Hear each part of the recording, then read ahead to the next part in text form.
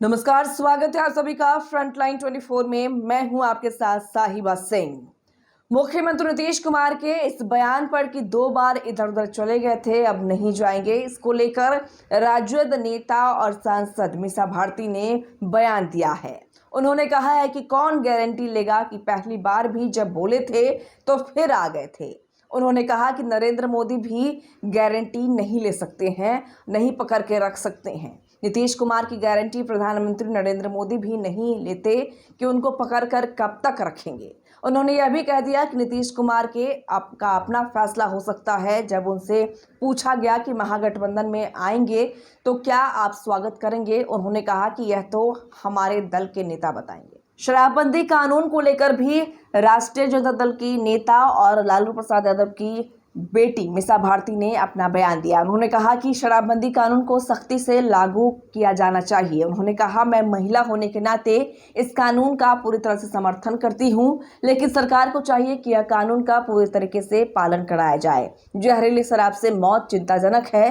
सरकार क्या कर रही है, यह सरकार को देखना चाहिए।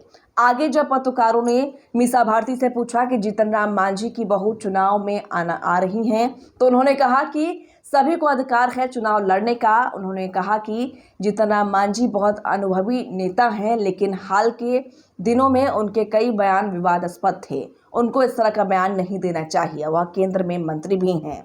वहीं पर बता दें आपको कि जब मीसा भारती से पूछा गया, झारखंड चुनाव है और झारखंड चुनाव में सीटों के बंटवारों को लेकर उनसे सवाल किया गया, तो मीसा भारती ने कहा कि झारखंड चुनाव में सीट बंटवारे पर उन्होंने बयान दिया। उन्होंने कहा कि इस पर कोई फैसला नहीं हुआ है और साथ ही उन्होंने ये भी बताया कि आज शाम तक पूरी तस्वीर साफ हो जाएगी। वहीं आपको बता दें कि केंद्रीय मंत्री गिरिराज सिंह की हिंदू स्वाभिमान यात्रा पर भी उनसे सवाल किया गया। मीसा भारती ने कहा कि हमें पता नहीं है कौन यात्रा है, लेकिन सभी लोगों को प्रजातंत्र के इस देश में यात्रा निकालने का हक है। और आगे सुनते हैं कि क्या कुछ कहा है सांसद मीसा भारती ने। तो 2 बार गए तो एक बार में ही लोग गिरता है तो सीख ले लेता है ना, दोबारा आए। और संजय झा जी को भी नहीं पता है कि हमारे आदरणीय मुख्यमंत्री जी नीतीश कुमार जी कब क्या करेंगे, ये संजय झा जी को भी पता नहीं चलेगा। वही कह रहे हैं ना कि नीतीश जी को क्या करना है, कब करना है, कैसे करना है, ये सिर्फ उन्हीं को पता होता है। वो जो आसपास इधर उधर राइट लेफ्ट जो लोग रहते हैं ना, उनको ये बात समझ में आता नहीं है। तो लगता है लेकिन मेरे बयान पे बहुत तत्परता दिखाई गई संजय झा जी के द्वारा। लेकिन जो बिहार में अभी जो घटनाक्रम जो हुआ, आप सिवान और सारण में जो जहरीली शराब से तकरीबन 40 के करीब लोगों की मृत्यु हुई, उस पे संजय झा जी, डबल इंजन की सरकार, बिहार की सरकार, केंद्र की सरकार क्या कार्रवाई कर रही है, उस पे जवाब देना।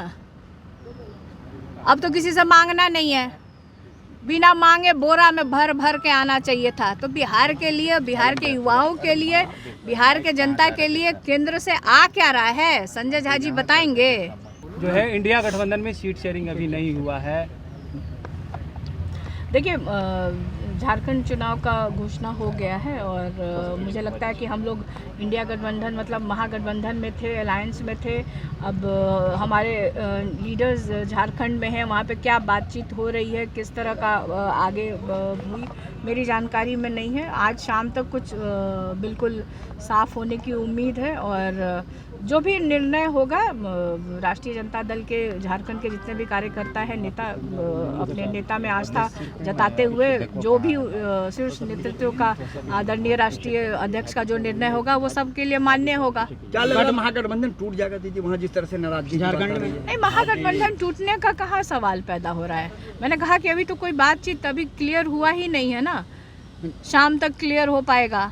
अभी तो सिर्फ सीटों के बंटवारे को कोई नाराजगी नहीं है आपको, आप ये मानती कि नाराजगी शब्द से मैं मतलब ऐसे नहीं कहूँगी। हर एक दल का अपने संगठन को ध्यान में रख करके डिमांड होता है।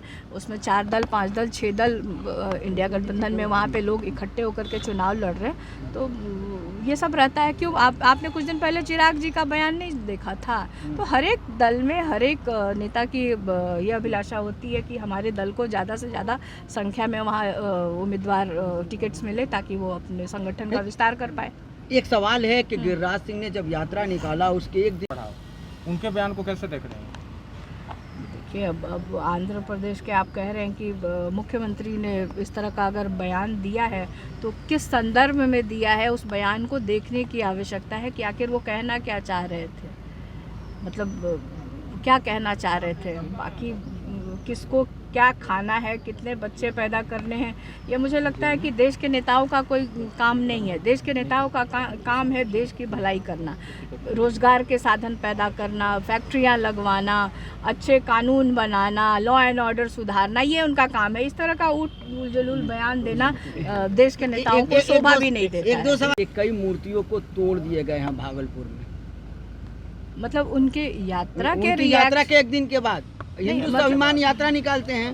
नहीं, ठीक है, मतलब मैंने कहा कि हम डेमोक्रेटिक कंट्री में रहते हैं और सबको आज़ादी है हाँ यात्रा निकालने की। अब सरकार में जैसा कहा डबल इंजन की सरकार में है, इस यात्रा से अगर गिरिराज सिंह जी के इस यात्रा से बिहार में फैक्ट्री लगती हो, बिहार के बेरोजगार नौजवानों को रोजगार मिलता हो, महंगाई कम होती हो, तो गिरिराज सिंह को इस तरह की यात्रा रोज निकालनी चाहिए 24/7।